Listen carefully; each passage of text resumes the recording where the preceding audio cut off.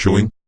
My grandparents started making me go to church after I moved in with them, and they introduced me to a guy they thought could need some more friends. John was 18, but my grandparents didn't know that. They didn't know anything about him or about his family.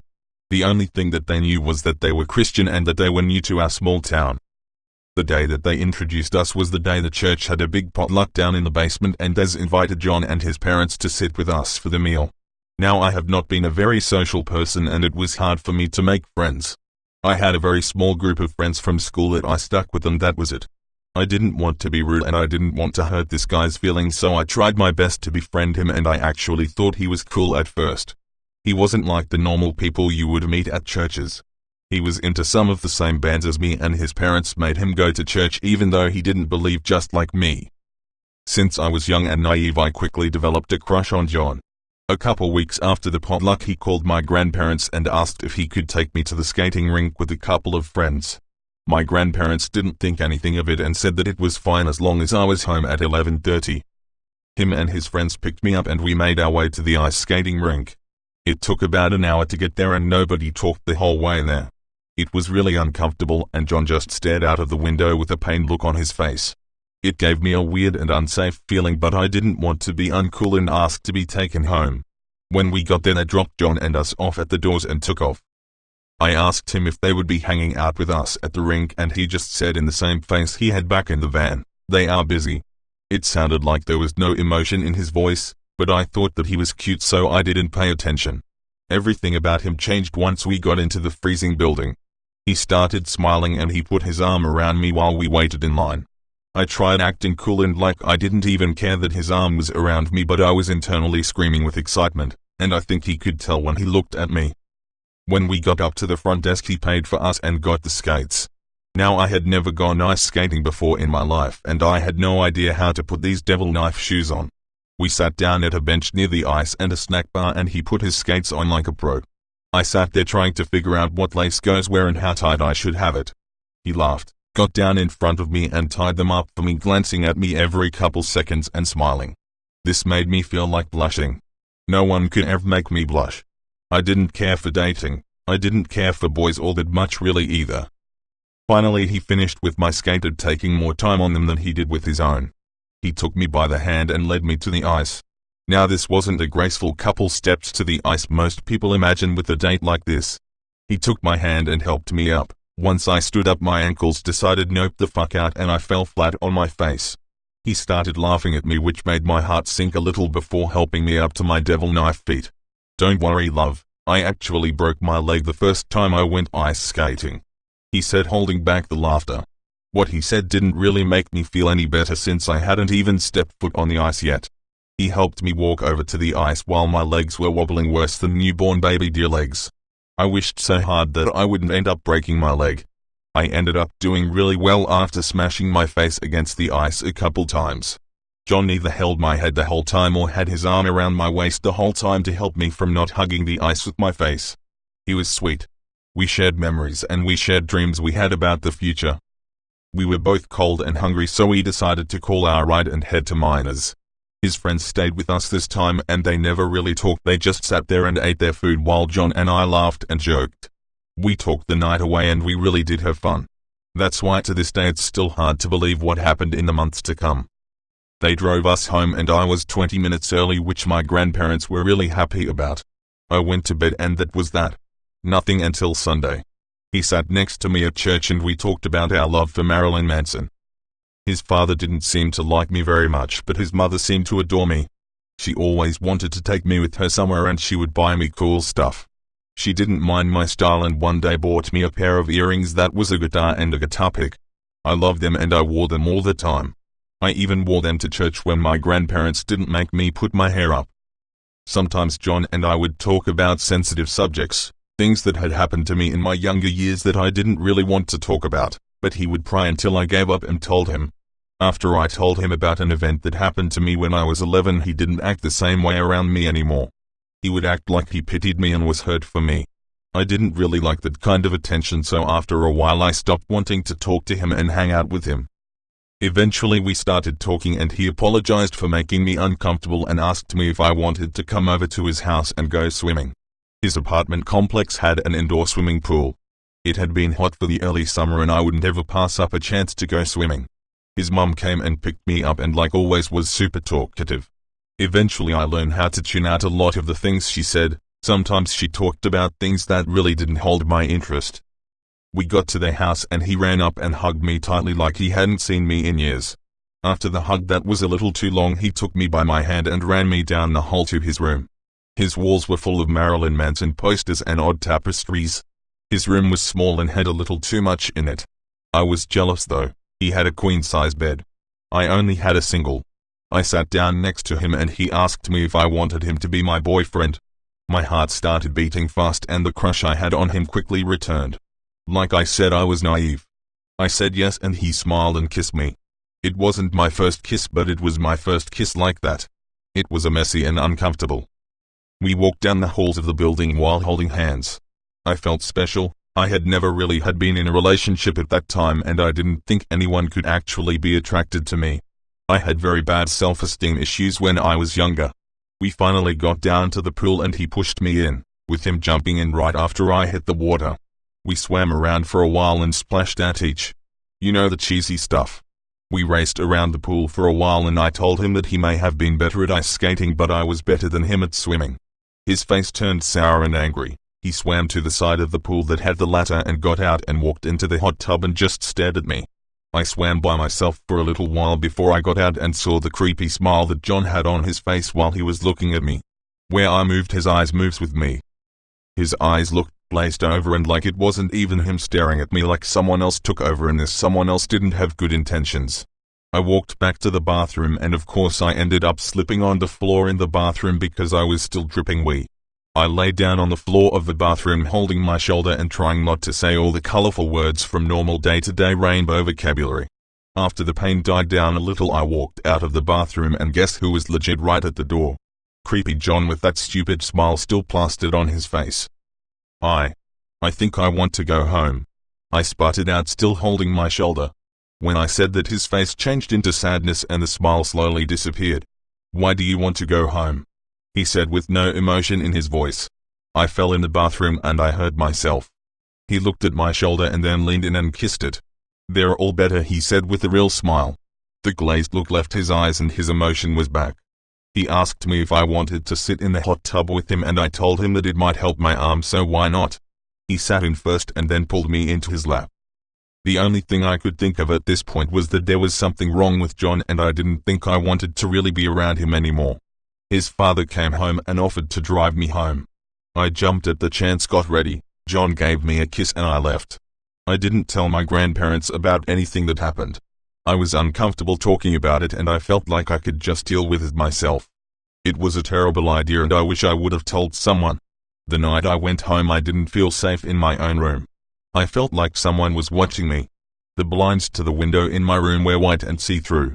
If someone wanted to, they could see me through my window at any time they wanted to. Even when I went to sleep, because I slept with my TV on. I have always had a fear of the dark and this only made it worse. My grandparents went to sleep around 11 o'clock that night and my grandfather had to get up around 8 o'clock to go to work. My grandmother wouldn't stay up without him because she had a fear of the dark as well. As all the lights shut off in the house and there was nothing but darkness other than my room. I hated that house when it was dark. It just never seemed like a normal darkness in the house. Since the house was so old you could hear anyone walking through the house. The floors were so old and creaky. Every night the floors would creak and groan, but you could tell the difference between the old house settling and someone sneaking through it in the dark. At least I thought I could.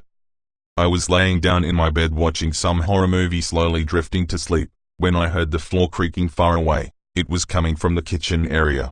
In the house we had 3 doors for some reason. There was the front door that led to the living room.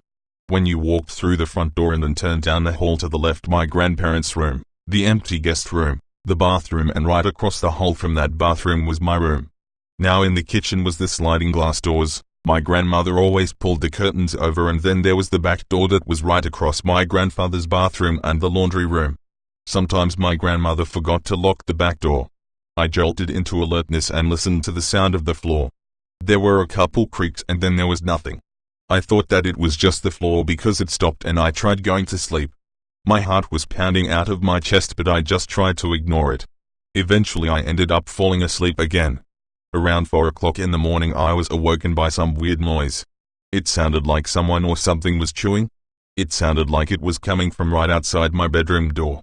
Fear didn't creep through my body. It flooded through me so fast that I just about pissed myself.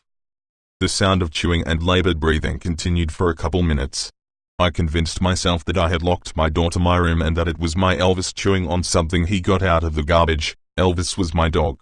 I laid in my bed and listened to the noise for a couple minutes until I heard a creak and the sound of something liquid hitting hardwood floor. My heart stopped and I realized that the floor outside my room was carpeted, but the floor in my room was hardwood floor. The way my room was laid out was weird. I had a small hallway when entering into my room. The hallway was a couple feet long and I couldn't see my door when laying in my bed. I was shaking so hard and I could feel tears from fear streaming down my face. The chewing sound continued until my phone vibrated. Then I heard someone get up fast and run through the house. The back door slammed and then the fucker ran around the house to my bedroom window and slammed a bloody handprint against my window. It wasn't just his hand that was on my window. It was his whole lower arm and I saw what he had been chewing. This crazy fucker chewed into his wrist and ate himself. I heard my grandfather getting up and running to my room. I couldn't look away from the window. Then I noticed something. He had the same bracelet on the same arm that John did. My grandfather ran into my room and slipped in John's blood, hitting the floor with a loud thud and a sickly squelching sound. When he fell, the arm disappeared off the window and disappeared into the darkness, leaving a very bloody print on my window. My grandmother ran over screaming bloody murder and dialed the cops. I was still laying down in my bed when I passed out. The next day I woke up in a hospital room bed with a cop sitting in the room with me. When he noticed I was awake, he called a nurse in to check in on me. She was all done and gave me the okay. The cop walked over to me and grabbed my hand gently and asked me if there was any way I saw the person who did this or knew who it was. I told him who it was and how I knew it was him and gave him the address. He called someone and gave them the information. He walked back over to me and told me that he wasn't going anywhere and that I was safe now. I didn't feel safe though, and I never will. They went to the address and everything was cleaned out. There was nothing left of them even ever been living there. To this day they haven't caught John and I moved far, far away. So John, let's not meet again, and if you ever read this, please stop, drop and roll off a fucking cliff. The Woodsman. A little background story about me. I am a female, Colombian, 29 years old, athletic and adventurous. I enjoy traveling, walking, hiking, camping. This happened about 6 years ago. In one of these trips, I was with my ex-boyfriend and our 2 dogs. He had a crossbreed brown lab-looking dog, and mine is a golden retriever, not scary dogs at all, but certainly big and with powerful barks. We always went walking with them on trails and exploring around the city limits, but this time, he had heard about this river, in the middle of the mountains, with a huge cascade that seemed to be out of this world. The place was described to him by his college mates and it sounded beautiful, so we assumed it would be a fun way to spend our Sunday morning and early afternoon. We packed simple bags with sandwiches, snacks, water and beer, and off we went. Once we made it to the beginning of the trail, the dogs seemed impatient. They were very active when they were together, so we assumed they just wanted to run and we let them loose. The mountain started out in a very steep way. We pretty much had to climb along sharp rocks for about 15 minutes before we could reach the actual trail. Keep in mind that Colombia is nothing like the United States. Our wild areas are actually wild, no trails designated, no forest rangers, no watchtowers, none of that sort. Once you are out of the city limits you are pretty much on your own, and there is certainly no cops or anything around these areas. They are highly underpopulated and overall, deserted. Once we reached the trail, we noticed that it was hardly visible to see it. Trails are usually patches of the forest that are not as prominent, so you can see somewhat of a trail left, but it was made by people or animals walking around, so it gets very faint sometimes and many times you don't see it, or have no idea where to go. This trail was like that, which we actually liked, cause that meant there would be no people around bothering us and we could smoke and enjoy the river on our own. We got excited and kept walking through the almost invisible trail.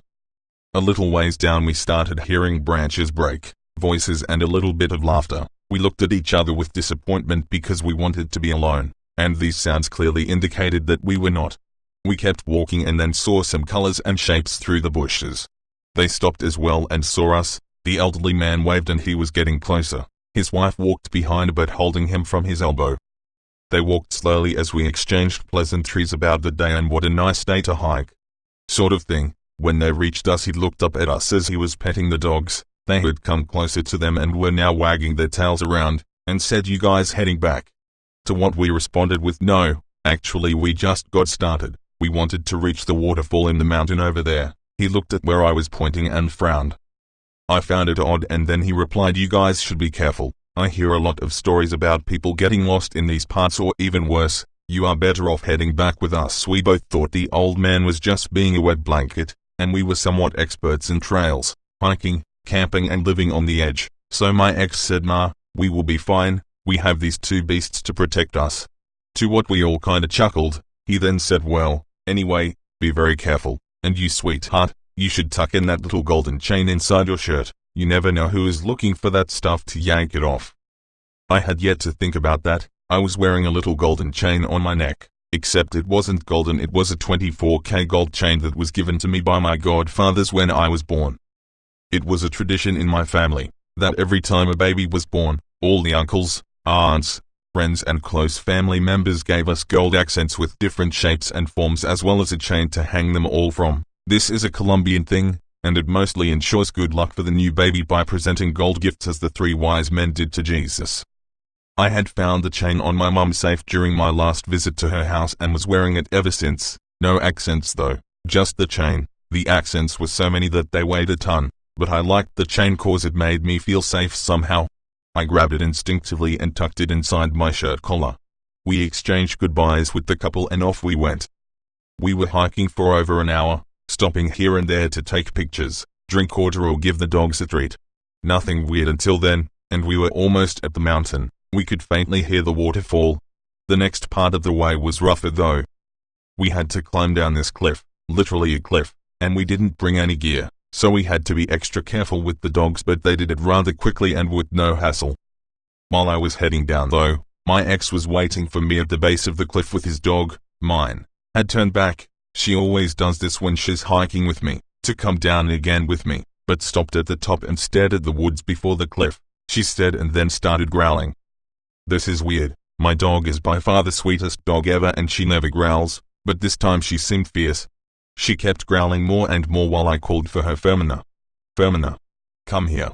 She then looked at me almost halfway down the cliff and then back at the woods, and then back at me again and started heading down.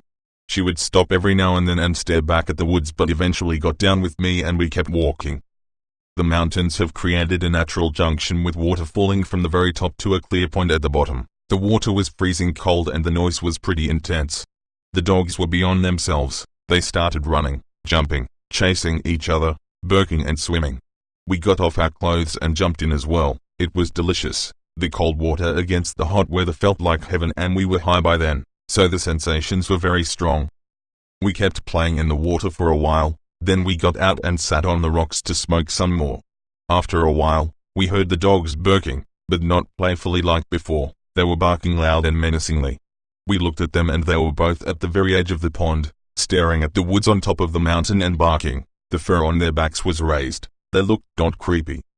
I called Fermina again and my boyfriend did the same with Rebecca, but none of them flinched. Their paws were firm on the ground, grasping at it. Their barks were so loud it was becoming unbearable. I got up and walked over there and grabbed Fermina by her torso, just kinda giving her a hug and pulling her towards me. She kinda snapped out of it and started licking me ferociously. I kept asking, "What's wrong, girl? What's wrong?" And she just whimpered, licked me, and then started going back and forth from the edge of the pond to where I was kneeling. She whimpered really loud, like crying, and I was getting scared. I said to my ex, "Screw it, I'm out of here. She's acting really weird." Rebecca, his dog, always barked at everything, so he wasn't concerned at all. He agreed and we started packing. Then I heard something, a whistle. It was definitely a human whistle, sounded like a little melody, first a long one and then two short ones. I stopped dead on my track, and tried to hear it again, over the barking and the waterfall, but couldn't hear it no more. I thought to myself, weirdest bird ever, and put my backpack on. We started walking back to the cliff again and the dogs were getting worse. It was almost impossible to hear anything besides them barking and growling and Fermina whimpering by my side. I started climbing first. My ex was behind me, and the dogs made it to the top in no time and started barking again and growling at the woods. I kept telling Fermina to shut it, but she wouldn't, and then I finally made it to the top. One side had a huge drop of over 50-80 feet and on the other there was the woods. Tall pine trees and wild bushes everywhere made them look dense and deep. I urged my boyfriend to hurry because the dogs were unbearable, and then I heard it, branches breaking. The dogs got even more aggressive. They started running towards the edge of the forest back and forth to where I was. I just stood there, staring as well. More branches. Now they were getting louder. I knew someone was there, getting closer with each step. I kept trying to see past the tree line but only saw green and brown in darkness, but then a figure started emerging from it. First I thought it was another couple or maybe just a hiker like us, but this figure was moving weird, a little bit too heavy to be a hiker, and slowly, and had no backpack but the hands were holding something in front of him, a shotgun. What is this? I freaked out. The dogs started barking louder and Rebecca almost jumped the guy when he came of the woods. He was stocky, wearing a black jacket, shotgun pointed straight at me. I yelled at Rebecca, stop. Come here.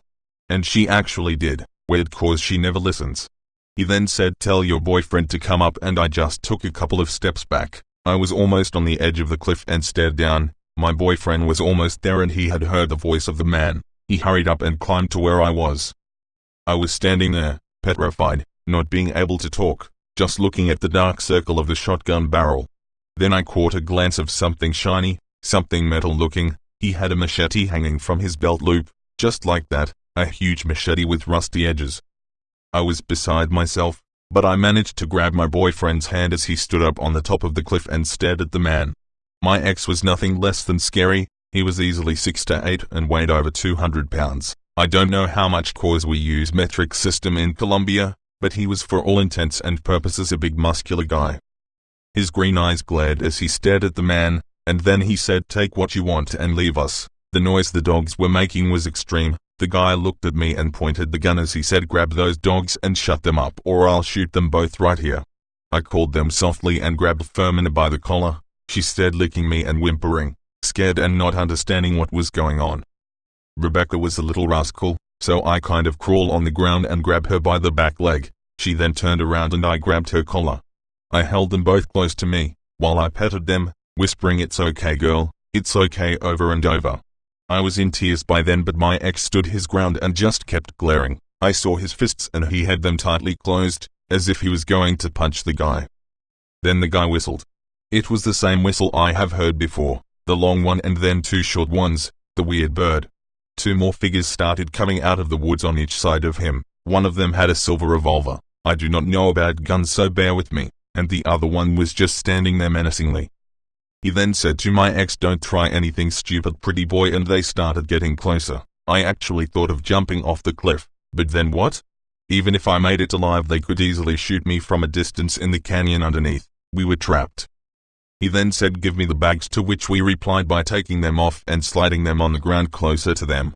And then he said, stand up, looking at me and pointing the gun. I could now see his face. He had sunspots all over and really bad acne. His eyes were dark and small, like a bird's eyes. His hair was greasy and covered with a dirty black beanie. A big round nose completed the look and gave him an almost comical appearance. Nothing comical about the shotgun though.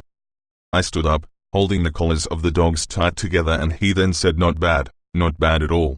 He then turned to look at the guy with the revolver and said bring me that gold chain.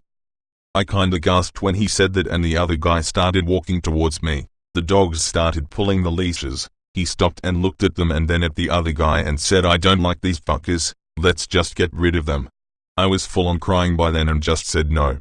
Please. No, hold on. I'll get it for you. I took the leashes with one hand and with the other, yanked the chain off my neck and then turned and gave it to my ex. He grabbed it and stared at me. He knew how much it meant to me and my family, but it was either that or our lives, so he turned and walked towards the guy. He grabbed it quickly and went back to his position. The other guy then stared at us, then back at the guys on his side and asked them, have you ever had your way with the little spoiled girl? And they all laughed. I feel like throwing up. My ex looked even more angry now. He then said we don't have anything else, please let us go. Then the guy quieted down and stared back. "You do have something else. I'm deciding whether or not to let you walk out of here with it," and then gave me a perverted look that made my skin crawl. My ex then said, "Sure, you can have your way with her," in such a calm way I thought he was giving me away, but then added, "After you fucking cowards fight me one by one and beat me until I'm dead, because that is the only way." They all laughed at this, loud chuckles, and then he said, "Nah, not worth it. I can just shoot you and be done with it," and then pointed the gun at him. I was in shock. I couldn't believe this is how our lives were going to end, massacred over a stupid gold chain. 1,000 thoughts were going through my head. I was shivering when I heard this really faint whistle, very far away, same frequency as theirs, but it was definitely far away, at least 3 miles away. It was faint, but I heard it, and they did too. The guy with the shotgun stopped laughing and stood still as if trying to listen better this way, and then the whistle was there again. But this time, the first whistle was way longer, and the three of them started walking backwards, almost retracing their steps back to the woods, and then the guy said, "You two fuckers are in luck," and turned around and disappeared as fast as they had shown up. My ex and I exchanged looks of astonishment and then bolted out of there, running through the woods like maniacs. The dogs were rattled up and they also jumped and ran all the way down to the main road. We didn't stop, we didn't talk, we didn't even look back. We just ran and jumped and stumbled until we were in the first climb again. Then we looked back.